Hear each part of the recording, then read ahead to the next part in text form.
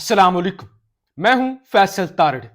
कप्तान की जानब से जी ट्रंप कार्ड आ चुका है और शायद ये अब तक का सबसे बड़ा पत्ता है जो खान की जानब से फेंका गया है। और जाहिर है ये जो अब खान की जानब से कर दिया गया है, इतनी बड़ी रिस्क और इतना बड़ा ट्रंप कार्ड खेल दिया गया है। और अगर ये ट्रंप कार्ड हो जाता है कामयाब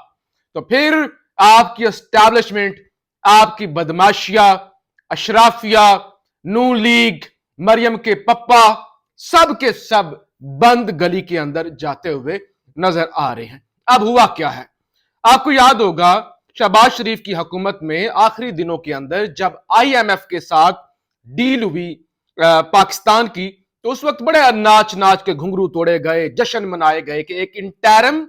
आपका मुआहदा हुआ है, छोटा सा मुआहदा हुआ है 9 महीने का, जिसके अंदर 3 किस्तों के अंदर आपको पैसे मिलने थे। एक किस्त मिलनी थी आपकी उस वक्त की हुकूमत को, दूसरी किस्त मिलनी थी आपकी इंटरिम गवर्नमेंट को यानी निगरान हुकूमत को, तीसरी किस्त आईएमएफ ने कहा था हम देंगे जो इलेक्टेड गवर्नमेंट होगी, इलेक्शन के बाद जो भी हुकूमत बनेगी हम उसको पैसे देंगे। और आईएमएफ के अगर पैसे ना मिलते या उनके साथ डील ना होती तो पाकिस्तान डिफॉल्ट कर जाता, क्योंकि जितने भी दोस्त ममालिक जिन्होंने वादा किया हुआ था कि हम आपकी मदद करेंगे, उन्होंने भी ये शर्त रखी हुई थी कि अगर आईएमएफ आपको पैसे देता है तो फिर हम भी दे देंगे। तो लिहाजा फिर सबसे बड़ी रुकावट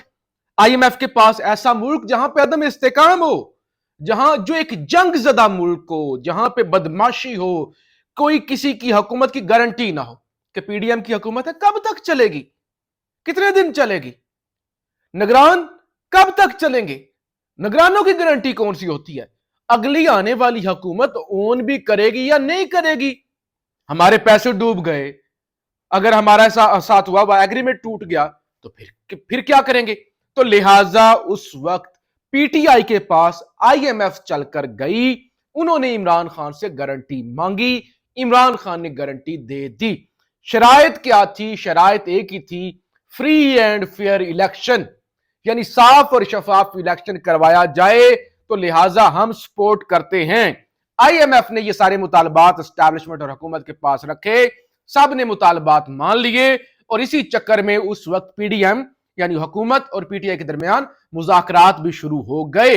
तो लिहाजा मुआहदा हो गया, पैसे शैसे मिल गए, ना मुज़ाकरात कामयाब हुए ना कुछ हुआ। उसके बाद फिर इमरान खान के साथ जो हुआ, जो पीटीआई के साथ हुआ, जो आज के दिन तक हो रहा है, जो इलेक्शन के नाम पर, यानी इलेक्शन पाकिस्तान के अंदर इलेक्शन होते हैं, इलेक्शन हो जाता है, उसके बाद लोग इतराज करते हैं कि ये आरओ का इलेक्शन था, ये धांधली ज़दा इलेक्शन था। अभी इलेक्शन नहीं हुआ, पता भी नहीं है कि इलेक्शन कब होंगे भी या नहीं होंगे। उससे पहले ही इतना मुतनाज़ा इलेक्शन हो चुका है, इतना मुतनाज़ा इलेक्शन हो चुका है। अब पीटीआई ने किया क्या है, वॉइस ऑफ अमेरिका यह दावा करता है कि पीटीआई ने, बैरिस्टर गोहर साहब ने हमें बताया है कि हमने जो आईएमएफ को गारंटी दी थी वो गारंटी हमने विड्रॉ कर ली है, हमने उस हमायत से पीछे हट गए हैं। हमने आईएमएफ को खत लिख दिया है कि आपने जो वादा किया था, जिस वादे पर डील हुई थी, जिस वादे पर आपने रियासत पाकिस्तान के साथ एग्रीमेंट किया था, पैसे दिए थे, पैसे देने हैं, उसके अंदर इलेक्शन, और सिर्फ इलेक्शन नहीं, साफ शफाफ इलेक्शन बुनियादी शर्त थी। ए वेखो जरा साफ शफाफ इलेक्शन हो रहा है, जरा आके वेखो, इसको साफ शफाफ कहते हैं। तो लिहाजा हम अपनी सपोर्ट विड्रॉ करते हैं, आपको पैसे मिले ना मिले, आपको कोई पैसे देता है तो अपनी मर्जी पे दें, अपने ओन पर दें, अगर आप पैसे निकलवा सकते हैं। हमारी कल को हुकूमत आए ना आए, अभी कुछ हो ना हो, मुल्क के अंदर अदम इस्तेकाम हो, क्या हो, हम इसके अब गारंटर नहीं हैं, हम इसकी जिम्मेदारी नहीं ले रहे, हम नहीं खड़े हुए आपके साथ। क्योंकि आपने जो हमारे साथ जब सपोर्ट चाहिए थी, हमने कहा था हमें साफ शफाफ इलेक्शन चाहिए, तो बाकी स्टेक होल्डर से पूछ ले तो हम अपनी सपोर्ट देते हैं। तो लिहाजा हमें जो गारंटी दी गई थी उसके बदले में हमने गारंटी दी। ये वॉइस ऑफ अमेरिका दावा करता है, बैरिस्टर गोहर साहब ने इसकी तस्दीक की है। کہ اب پی ٹی آئی کی سپورٹ، اب جب یہ سب کچھ ہو گیا ہے، اب آیا ہوا طوفان کہ پی ٹی آئی نے پہلے 9 مئی کیا، اب اور ملک دشمنی میں پی ٹی آئی اندھی ہو گئی، ملک کو ڈیفالٹ کرنے کا پلان بنا لیا، اب ملک تو دیوالیہ ہو جائے گا، پی ٹی آئی نے سپورٹ پیچھے ہٹا لیا۔ لیکن اب 11 جنوری کو اجلاس ہے، آئی ایم ایف کا 11 جنوری کو اجلاس ہے، جائزہ اجلاس کہ انہوں نے پاکستان کو پیسے شیسے دینے ہیں یا نہیں دینے، اور اگر یہ جو پی ٹی آئی نے گارنٹی اپنی واپس لی ہے اس پر ہو جاتی ہے آئی ایم ایف میں گڑبڑ، یا آئی ایم ایف کہتا ہے کہ نہیں ایک بڑا سٹیک ہولڈر پیچھے ہٹ رہا ہے تو لہٰذا کوئی نسجا کوئی پیسے شیسے نہیں ہے، تو پھر بڑا اوکھا کام ہو جائے گا،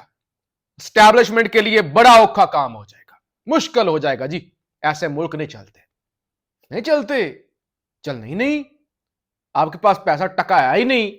وہ روز ٹی وی پہ، میں روز صبح اٹھتا ہوں، میں ٹی وی لگاتا ہوں، آج سٹاک مارکیٹ نے اتنے ریکارڈ توڑ دیے، 60,000 کی سطح عبور کر گئی، 62,000 کا فگر عبور کر گئی، ملک میں ایک ٹکا بھی نہیں ہے، سٹاک مارکیٹ کو پتہ نہیں کیا کیا ہوا ہے،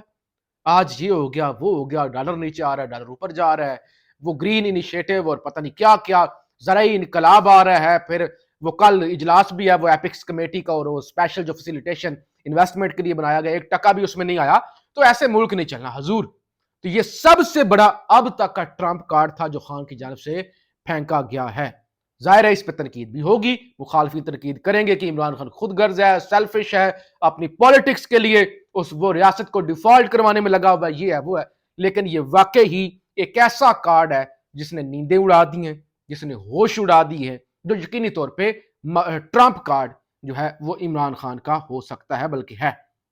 اب اور کیا ہوا ہے اس کے علاوہ فیض حمید صاحب، وہ قاضی صاحب ویسے تو بڑا کہتے ہیں نا، آج قاضی صاحب نے کہا یہ شعیب شاہین صاحب کیسی درخواست آپ نے تیار کی ہے،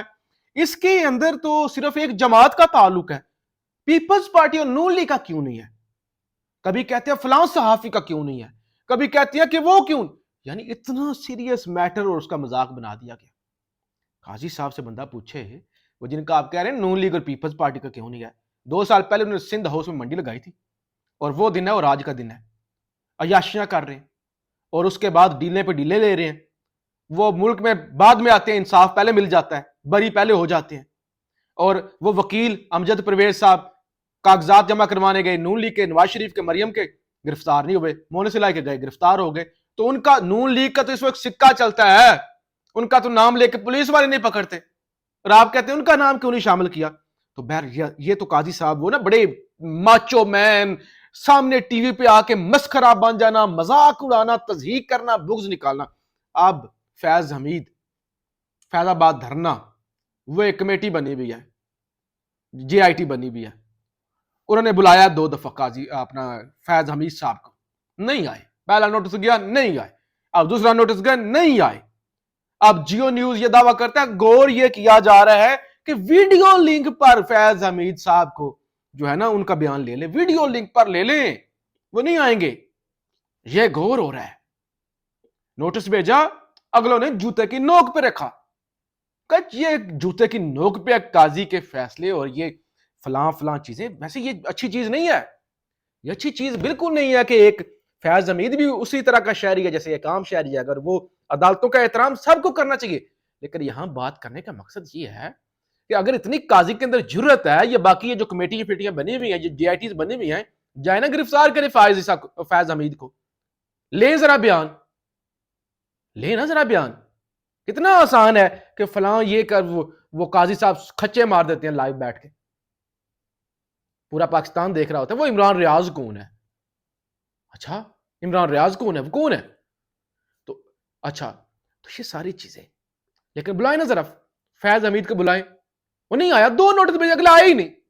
اب کہہ رہے ہیں ویڈیو لنک پہ لے لیتے ہیں، ویڈیو لنک پہ لے لیتے ہیں، تو جرت ہے تو بلائیں، سویلینز کا تو یہاں سے پکڑتے ہیں نا، یہاں سے ذرا ایک ریٹائر فوجی، حاضر سروس نہیں، ریٹائرڈ جرنیل کو جا کے بلا کے دیکھیں جرت ہے تو، بڑے آئے نوٹس لینے والے اور فیض آباد دھرنے پہ عمل کروانے والے دوڑے لگی بھی ہیں، نہیں آ رہا فیض حمید۔ بہرحال جی کل کا دن بڑا اہم ہے، پشاور ہائی کورٹ کے اندر بلے کے حوالے سے بھی فیصلہ ہوگا، پھر کل لیول پلینگ فیلڈ کے حوالے سے بھی سپریم کورٹ کے اندر کیس ہے، اور اس کے ساتھ ساتھ لاپتہ افراد جو پی ٹی آئی والا مسنگ پرسن والا کیس ہے، اس حوالے سے بھی کل سپریم کورٹ کے اندر کیس ہے۔ پاکستان زندہ باد۔